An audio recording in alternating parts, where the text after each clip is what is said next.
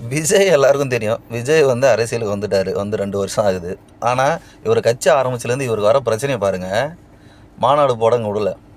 1. இவரு ஏதாவது போராட்டம் பண்ணா, அந்த போராட்டத்துக்கு உள்ள ஆட்கள விடல. 2. இப்ப நடந்த போராட்டத்தில கூட, இந்த அஜித்குமார் இது கூட உள்ள விடல. நெறைய பேர வெளியவே நிறுத்தி மடக்கிட்டாங்க. 2. அதே மாரி வந்து ஜனநாயக நாடு யார் வேணாலும் கட்சி ஆரம்பிக்கலாம். பிச்சைக்காரன் கூட கட்சி ஆரம்பிக்கலாம். இது எல்லாமே நீங்க முன்னாடி பேசுனது தான் உங்க அரசியல்ல. புரியுதா? விஜய் வந்த உடனே எதுக்கு இப்படி பொங்குறீங்க, கதறீங்க? உங்ககிட்ட இருக்கிற போலீஸ வச்சு அவர எந்த அளவுக்கு மடக்க முடியுமோ மடக்குறீங்க. அங்கங்க டிராப் பண்றீங்க அவர. எதுக்கு அந்த வேலைய பார்க்குறீங்க? நீங்க தான் 2036 வரைக்கும் பண்ண போறோம். நாங்க 2.0 காட்ட போறோன்றீங்கல்ல. நீ 2.0 காட்டுறியா? இல்ல வேற எதனா காட்டுறியான்னு பார்த்துருவோம். வெயிட் பண்ணுங்க. அந்த ஆள ஃப்ரீயா விடுங்க. ஏன் போயிட்டு அந்த ஆள நோண்டினே இருக்கிறீங்க? சொல்லுங்க. பயம் ஆல்ரெடி வந்துருச்சு. அதனால நோண்டுறீங்க. கரெக்ட்டா? நீங்க என்னதான் நோண்டுனாலும் சத்தியமா சொல்றேன், உங்க எல்லாருக்கும் ஏதாவது ஒரு முடிவு கட்டுறதுக்கு தான் இந்த வாட்டி அரசியலே நல்லா இருக்க போகுதுன்னு நினைக்கிறேன்.